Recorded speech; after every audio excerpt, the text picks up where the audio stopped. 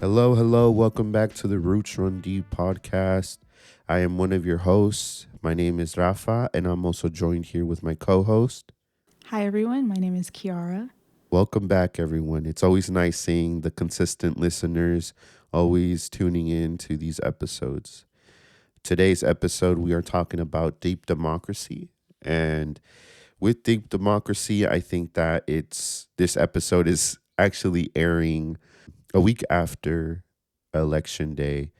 Um, so, in spirits of election month or election day, we wanted to release this episode to really talk about democracy and deep democracy, the differences. And, today we are actually starting with some of those definitions. If you can please start us off, Kiara. Yeah, so I have a definition for what a deep democracy is or what it means. I did find this on a website I've never heard of, but it's called worldwork.org. It seems like it is some sort of nonprofit started by these people who are really into the idea of, I forget what they have a specific term for it, but has to do with community building and things of that nature. I just chose this one because I thought it was a little different than from what I've heard in other spaces, but I do really like the way they put it. So it says deep democracy is the principle behind a community building process that hears all voices and roles, including our collective experiences of altered states and subtle feelings and tendencies. It is a principle that makes space for the separable, the barely speakable, and the unspeakable. It's kind of like a little woo woo. But I think that's why I liked it, just because it's a different way of describing it. I think I've heard more of a literal version before, but this definition, I think, has a lot of the, like they said, the unsaid aspects of deep democracy, which is about giving everyone a voice. I like that they included that all voices and roles, and how it's about community building, because deep democracy really is about a way for everyone to have a say. So I think that's important. Yeah, I think you should also mention the definition from CJA, the Climate Justice Alliance. So this is from the CJA website. Their explanation of deep democracy is in regards to just transition. So it says core to a just transition is deep democracy, in which workers and communities have control over the decisions that affect their daily lives. So it's pretty similar to the other one, but in different words, basically saying that everyone who is affected by certain things or within a certain community should have decision and decision making powers and have the authority to have a voice in making decisions. So yeah, that's for deep democracy. And then another definition that I have, not so much a definition, but just like an excerpt from this one blog on the National Geographic website.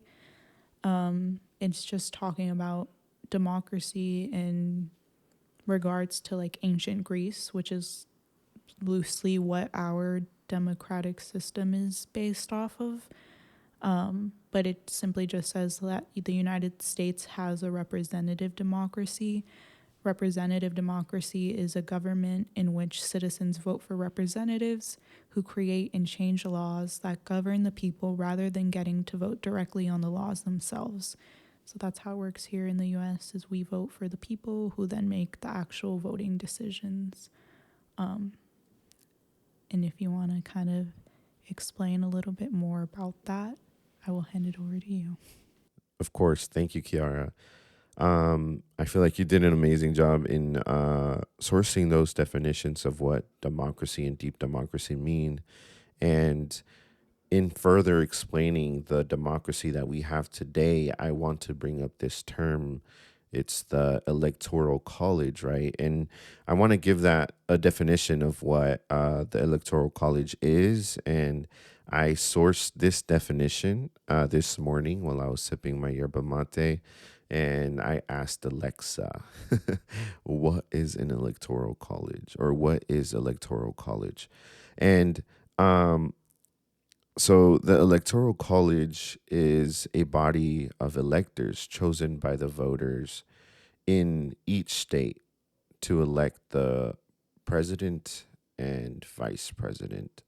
So the way that works is that we elect, right? We elect, kind of like Kiara mentioned earlier, we elect the representative that will hopefully make the right choices for our communities and our environment, right? And I feel like sometimes there are these big disconnects in um, how the community feels about our representatives. Sometimes I feel like it is very important for us as people to know exactly the stances of what these representatives stand for, because sadly, sometimes we get misrepresented in our communities. And unfortunately, that creates this whole feeling that I feel like majority of us feel of, our votes not mattering, our voices not mattering, right? So that's why it's so important to bring up that whole definition of what deep democracy is, right? Pointing out that the voices of the people will be at the forefront with deep democracy, while in today's democracy, we are represented, our voices are being represented by the people we elected, right? So I feel like that is the main distinctions between democracy and deep democracy, right?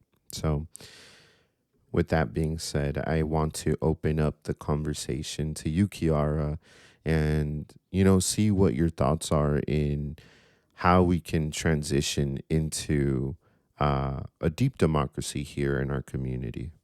Um, Honestly, I don't know if I have really the best answer for that. I feel like most things I just have a bunch of different little answers. Um, but I guess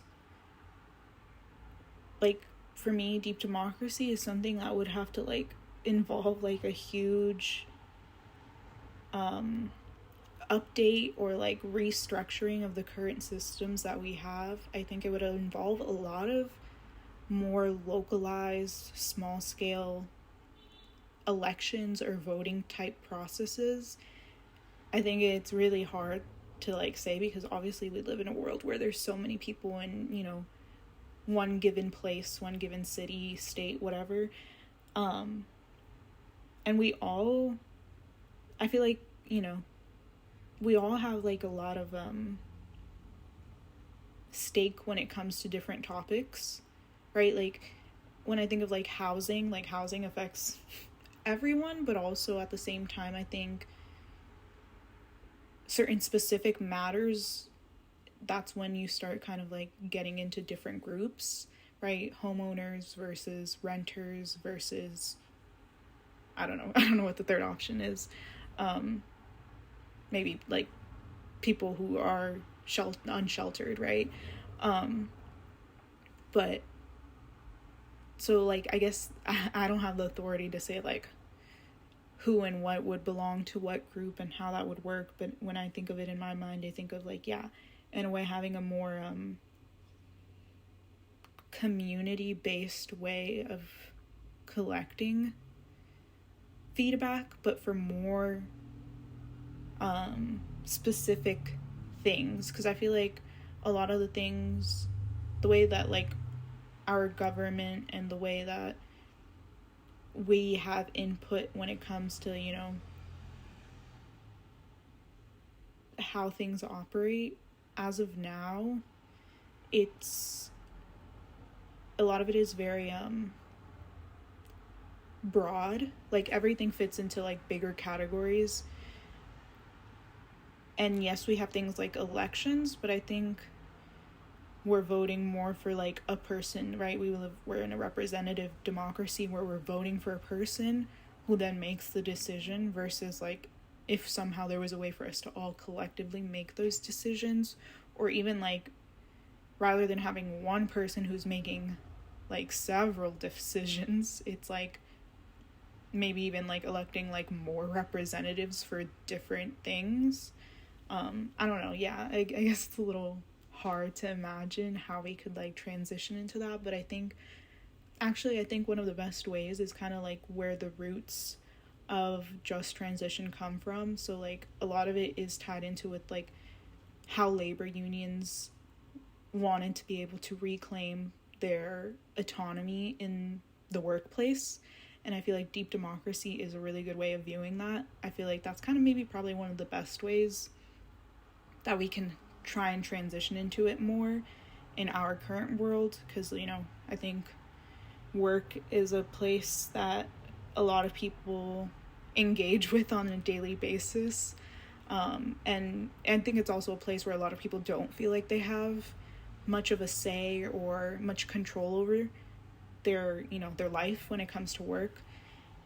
So I feel like with deep democracy in the workplace, taking into account what every employee has to say, all their needs, um, and their experiences, and then running the workplace based off of that, I think is really really important. And it's like kind of like I think a good example of like how one, or at least one way that deep democracy can be implemented into our everyday lives.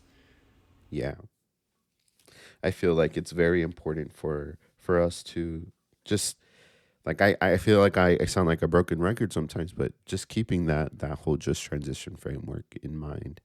I believe that it has a lot of tools that can actually help guide us to that deep democracy. Um, if you haven't yet, there's a whole episode, episode one, where we talk about just transition and what it means. And it's very important for us to, keep as just transition organizers, keep pushing for that framework, right? And in not just the one that's on textbooks, but also in different ways and more creative ways, but still keeping the same principles, right? So, yeah, I feel like that was well said, Kiara. And I feel like something that I would like to bring up right now also we talk about this topic about deep democracy and the people having a voice. And, today it feels like it's not that way. Um, and I feel like most of the reasons why it's so hard for some people to be involved in building that new, it's because we are on survival mode. A lot of our community members are on survival mode. We are a low income community, and I'm not throwing any shade at our community because I love my community. And the sad reality is that we are low income. We have housing crisis. We don't have a lot of resources that I think that are very vital for our community to have to be resilient. But um, there is a lot of stuff, right, that gets in the way of our community members to actually be involved. So, like I mentioned, survival mode means like they have to literally work day to day, 9 to 5 jobs, or even longer hours just to feed mouths, or even, you know, pay rent, bills. I feel like that's something that literally takes away a lot of time from our community members, right? And obviously, not everyone has children, right? We have people who actually are still in school, and it's not just the bills that are like homes, right? And car payments. It's also like going to school, paying school. I feel like that's something that also needs to be acknowledged. It's really hard for our community members to find that time. And I know I'm starting to sound a little bit repetitive, but it really is difficult when it feels like today in America, working and just going back home and then waking up, going to work again. You only have those two places to go to in a day. And, you know, when we're thinking about having them make decisions, right? Our community knows exactly what it wants, but sometimes it's really hard for them to turn out. And it's not because they don't want that change, it's the simple reality of us just being in survival mode. And I feel like this brings up a really good conversation about our community, right? I feel like sometimes our community members are not knowledgeable on how to register to vote, right? And I feel like that is a big issue because these conversations aren't being had.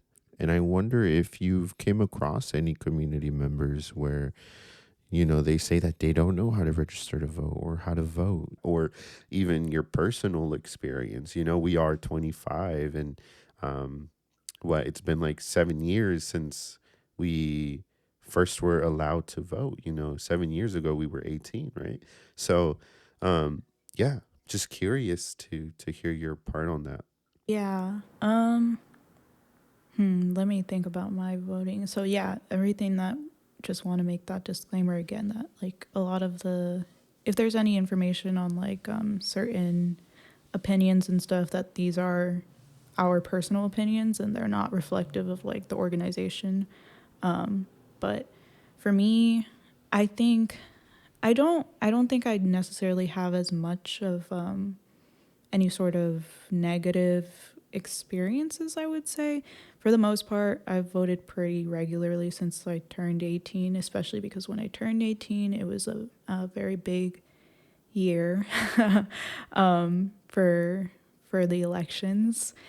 But I can say that I think until recently, within like the past 2 years, have started to vote like in other elections, not just the presidential candidate ones, which I think is something a lot of people either don't even like really take into account or like don't really aren't as interested in. But for me, I've come to realize how much more important, in my opinion, that the local elections are, just because I feel like they actually make more of a difference on our day to day lives.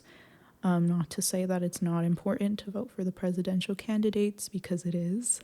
But I do know that like voting was always like a weird kind of thing. I think, yeah, I was pretty much like one of the only people in my family that I know of or like explicitly have had this conversation with who would really do it.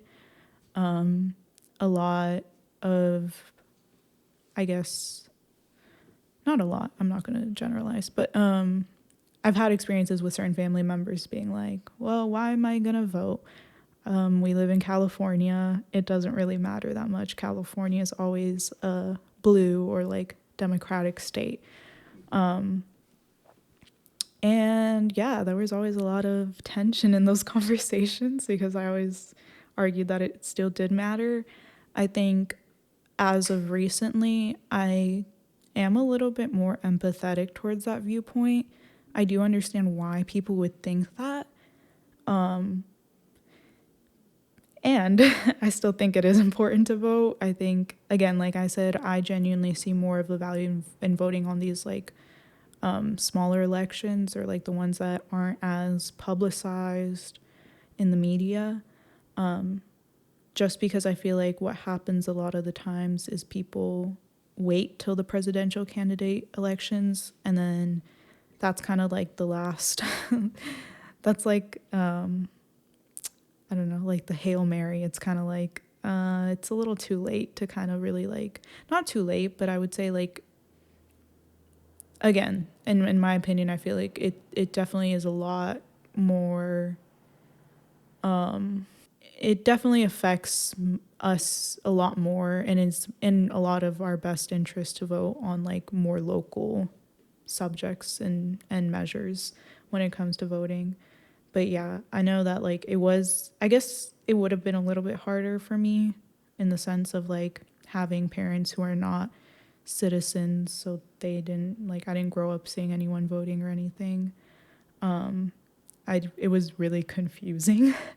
And I think honestly that's a big reason also why I would only vote for the big elections, because it was more it was more in your face and people cared a lot more. So because people cared a lot more, they tend to talk about it a lot more. So it's like it's very obvious, not obvious, but it made making an opinion and forming like my own opinions on who I believe should be like, voted into office for things a lot easier, just because it was already information I had, versus like again these smaller, even with like ballot measures, I think a lot of times people don't really know what they are about or anything. So it's like you get to like the polling place or you're like filling out your ballot, and like a lot of people will just kind of fill in whatever based off of the little summaries that they provide. But I know a lot more now too that those summaries aren't always as transparent. Like the language used in them a lot of times is kind of meant to simplify or kind of detract from what it is. It doesn't offer like the full picture of things. So that is why it's really important to like before you actually even get to the polling place to know what you're going to vote on. But yeah, for me, again, I would just say that like other than like confusion as being like a younger person who didn't have role models to show me how to vote, it was really confusing. But I think now that I'm older, it's a little bit easier and I understand it a lot better. But yeah, definitely just a really tense thing in familial spaces, because while some people are not eligible to vote, some people are, and those people don't always want to vote for their own reasons. So yeah, just I feel like I think a lot of people experience that when it comes to like voting, of like tensions between family and relatives and things like that. Friends, I've seen like crazy statistics about like how people lose friends a lot more during election years. Yeah, just things like that. But I kind of want to hear about what you have to say, because I feel like you were telling me a little bit about it earlier. Yeah, I feel like I went through a very common, and very weird stage in my life where I didn't want to vote. And it wasn't because I didn't care about voting, but it was because I was very, I guess I felt like my vote didn't matter enough to even, put in. So, learning when I was 18, learning about the electoral votes and how my vote really didn't, go directly into choosing, but more as in persuading the representatives to actually vote for the person that we want, right? So learning that kind of like I mentioned earlier, created this disconnect and understanding of what voting made me feel like. So also, not to mention, as first gen uh United States citizens, I feel like a lot of the time there's a lot of misunderstanding and being uneducated in voting, and it's because it's not common, right? For a lot of us, we are the first people to vote in our family in these American elections, right? So not seeing it in practice also makes it a little bit hard to see yourself doing. So obviously, I am a voter. I am voting every election that I possibly can, and it's always going to be with the intentions of the betterment. I don't even know if that's a word, but the resilience of our communities, and also using my vote to also amplify and uplift the stories of our community and experiences, right?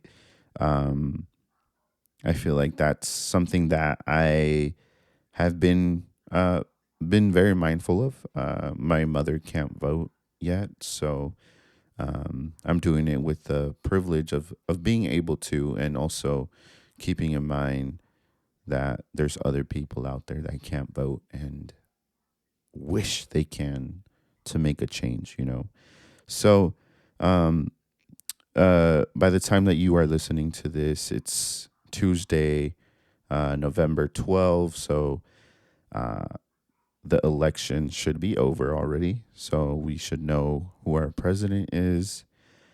But we are going to be adding a link um, in our blog, in our description on registering to vote, right? Because even though election day has already passed, it is always very helpful to have some a resource where there are, you know, telling you where to go to register to vote. I feel like a lot of the time when we talk to community members, sometimes they don't even know how to register to vote.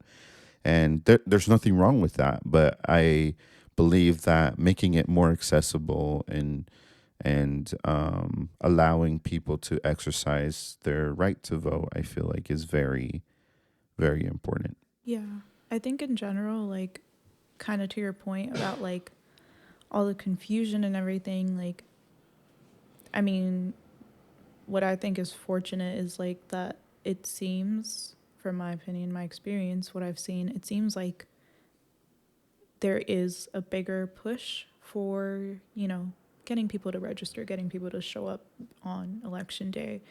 Not just through like, you know, local campaigning and stuff, but on like larger scales, I think there's more of a conversation around it. And I think that is always like the best thing, right? Conversations lead to actions a lot of the time. So I think it's kind of like I feel like there is a lot of work being done to demystify voting.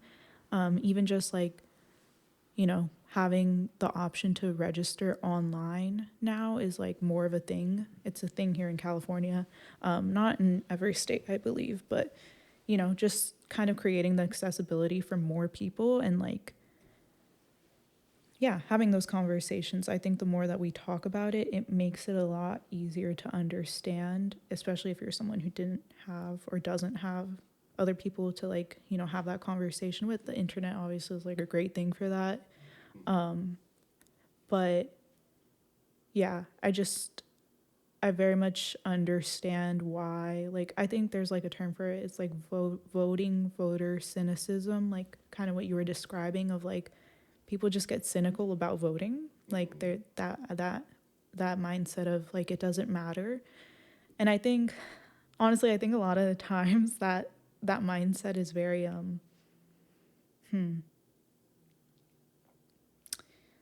almost like, I don't want to say criminalized, but I think it really angers a lot of people, which, you know, I don't think it's wrong for people to be upset about people having that mindset, but I also don't think it is productive to just be like upset about it. You know, I think you have to try and kind of understand why someone would feel that way, and I feel like kind of saying it from that point, like it leads you to understand and be more empathetic towards it, because that is how a lot of people feel, right? Like a lot of people feel like it doesn't matter, like it's not going to change anything. And I don't know, I think there's a lot of pushback with that, oftentimes just being like, but it does. And it's like, I agree that it does, but that doesn't mean that everybody else is going to agree with me. But at the very least, I think it's important to like, for me, the way I see it, it's, you know, a lot of people are like, why would I vote? It doesn't matter. I think of it as like, why not? Right? Like, even if it didn't matter, like to an extent, I just like, I do see it as like, why not? Because you can, right? Like, if you can and you have the ability to, I have a hard time seeing why you wouldn't. Although obviously there are a lot of barriers and different obstacles that, you know, each individual person can experience. So I don't want to like kind of just like steamroll over that. But at the same time, like kind of what you were saying, right? We have the right to, and I think maybe for a lot of us, you know, people of colors, people of certain like sexual orientations and different genders and all the things, right? Whatever background you come from, depending on like what group you identify with, a lot of us didn't have the right to vote as of like a few decades ago, which is really crazy to think, right? Like, not only me as like a person of color, but also as like a woman, I wasn't allowed to vote until pretty recently. So there's that part of me that's like almost kind of feels rebellious in doing it. Like they don't want me to, but like yeah, there are people who really don't want people like me to vote. So it's like makes me kind of want to do it even more, right? Like I don't know, I think it's kind of like a reclamation, and in a way like I don't know, I do actually, when I like thinking of it like that, because that makes me feel a lot more empowered about doing it. And I think that's the thing, is you kind of have to let people, I think like most things, you have to let people kind of like find their own meaning in it. I think it's kind of weird to try and enforce your own beliefs and like values onto it. And I think that's my whole issue when it comes to like how voting is portrayed, or just elections in general.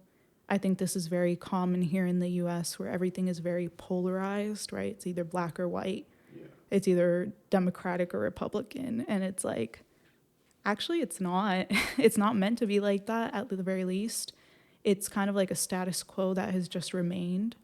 And I think a lot of it does come from that attitude of like, the people who maybe would be more willing to see a third or like alternative option don't even feel empowered to do it. So then we get stuck with the either this person or that person mentality.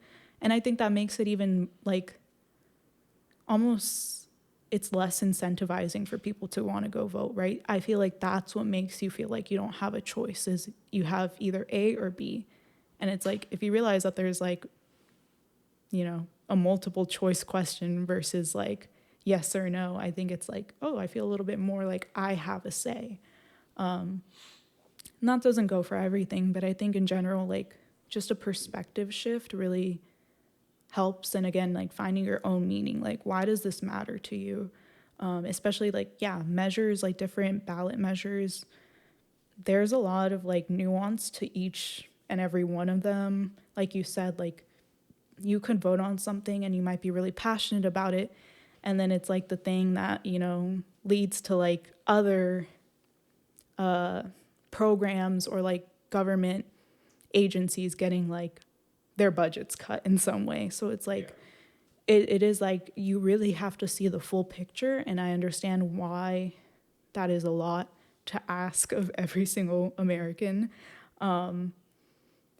because it's a lot. And I think that goes into also why I think like voting has always looked a certain way, in my opinion. Like I hear a lot of people talking about how like, yeah, the only people who vote are like old retired white people.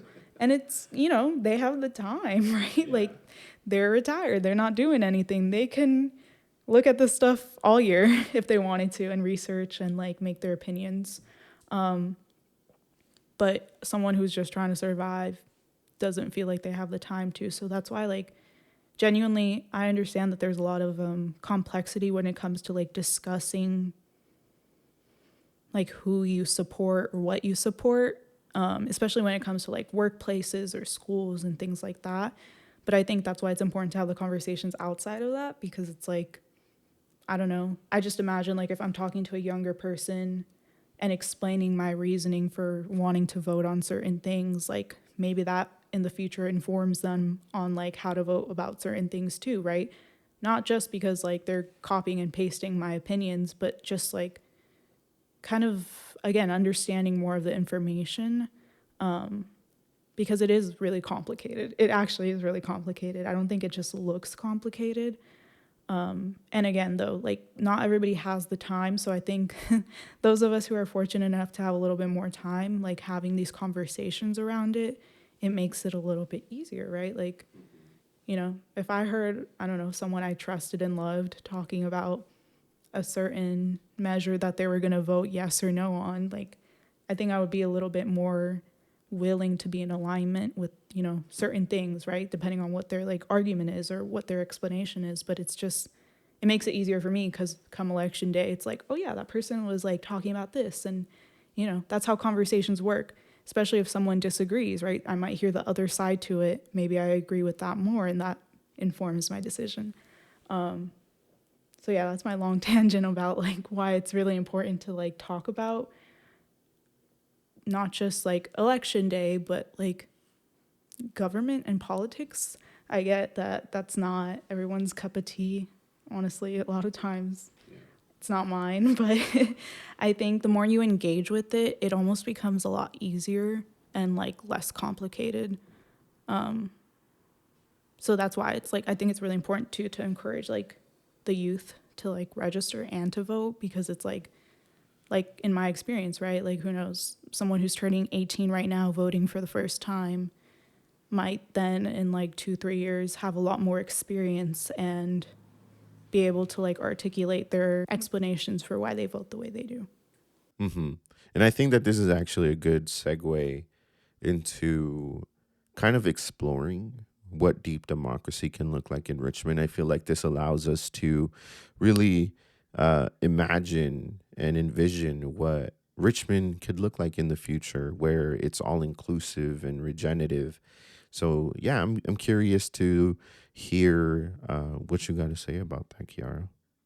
One of the ways that I see Richmond benefiting from the idea of deep democracy, if it were to be like the way that we had decision making going in the city, like for Richmond specifically, I guess Richmond, North Richmond, I think it'd be cool to like kind of unify the both, but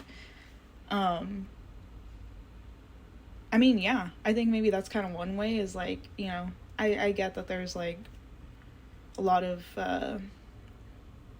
legality around the reason that North Richmond is unincorporated and not a part of the greater Richmond city.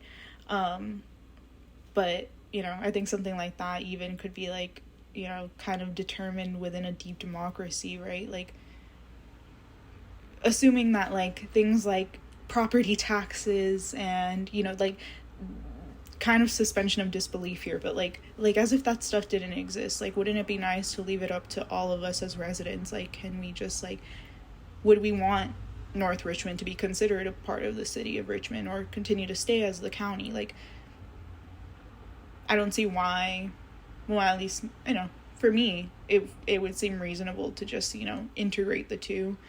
But again, like, you know, assuming that there was no other like real consequences to it or anything. But another thing that I think of is like for Richmond and like North Richmond, like being able to have the decision, like, I mean, this is just me as like an individual, but I feel like Richmond, I feel like Chevron would have been gone long ago if it was up to us who lived here to make that decision of whether they stay or not, because I think most people can agree that that land could be used for something way more beneficial or even like, I don't know, just different, right? Like, I've heard so many ideas of like a park, and again, this is also suspension of disbelief, assuming that there's no like contaminated soil, or like, you know, any actual like health issues, which, you know, I'm sure that there is. But the idea that, yeah, we would be able to make that decision of whether, you know, to kick Chevron out or not. And it's like, for me, I would definitely vote on that, because it's like, that then gives us a lot of control, right? Like, a lot of people would probably argue like, oh, but then like, you know, oil is so important, like we use oil for so much stuff. But it's like, especially at this point where like there's like a huge push for like greener energies and just like better alternatives in general, I think that's the direction that the state, the city, the county is moving in, which is really great to see. But, you know, for me, it's like push even harder, and I think that's what I see deep democracy kind of doing. I think it allows more people to be more, what's the word I'm looking for? Not picky, but more like more demanding in a sense, right? Like it having more of a voice, having bigger or having more power with your decision and what that means, I think allows people to kind of ask for more, not even ask, right? Like demand, right? Like this is what I need to see. And for me, as Kiara, I'm like, what I need to see is Chevron not exist here, right? Like I don't want that. I want something else. I don't know what, but like just something. And so for me it's like, yeah, that's one way that I see deep democracy working, and then also like tying it into like what I was saying earlier about deep democracy in the workplace. Like, wow, the amount of like industries and different like, yeah, the amount of different industries that we have going on here in Richmond, like it'd be really nice to see that people like, because it is, it's like, everybody's doing their part in some way, so it's like allowing people to have that that say and that like authority to like to decide what we want in our city or not. I even think of like well, this isn't technically Richmond, but like, they're building what is known as like a cop city compound in San Pablo. And for me, like, if that was being built in my city, I wouldn't want that either. And I would sure as hell want to like be able to voice that and have a say in that. So yeah, that's just like kind of like on a city level how I think that would be a lot more helpful. Again, I think it would require like I was saying, it's like kind of hard for me right now on the spot to like, not even on the spot, but just to like think of a specific way that would look. But I think that's almost a part of it, actually, because I think that's the whole point, right? Deep democracy, it's not just reliant on one individual, it's like a collective thing. So I think there would be a lot more creativity when it came to decision making if more people had more of a say. I think things get kind of binary when we only have like certain voices being uplifted or certain people being able to like make the call when it came to making a decision. So I'm like, I think having that I hate to continue to say space, but yeah, that space, like a bigger container for more people, allows for more innovation. Even though I've mentioned my issues with that word, but I feel like the way that I'm thinking of it now is genuinely, it is innovative. It's different. I like creative. I like saying creative a lot because it's building the new, it's something different and coming up with a different way to do stuff, because it's not always just A or B, right? There's always going to be other alternatives. Yeah, and I feel like you brought up a really good point about the Richmond Chevron refinery, how, I personally don't think that it's just you, and majority of our community would not like to see them here for a long term, right? Because we are trying to rebuild that relationship with the land, right? Steward that land, learn from it as well. But also, something that I feel like is very important to talk about when we're talking about those major polluters is how they're creating a lot of leading respiratory health issues here in North Richmond, right? North Richmond, I feel like we say it a lot, has children 2 times more prone to developing asthma, right? And the reason why is because of that particulate matter, that pollution that is coming from Chevron.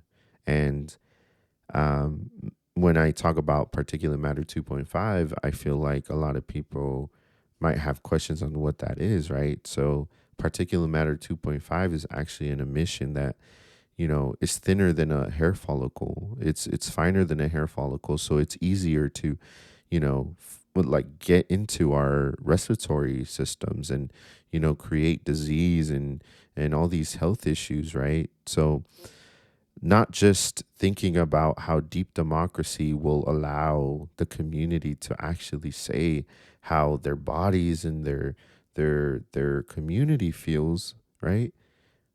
I feel like deep democracy would absolutely create this movement of people that are actively seeking the resilience of the future of their community, right? And it's not to say that there aren't people doing that today, right? So I also want to give credit to all the local activists, all the local organizers that are mobilizing people and just recognizing that, right? That's all love for our community. And I feel like that's one of the main reasons why I love recording these episodes with you, Kiara, because we really get to identify and, unpack the issues that we have here in North Richmond and in Richmond. And we are coming into our wrap up for this episode. And I want to mention that if you haven't yet, go check out episode number 1. You could listen to it on Spotify now and on YouTube.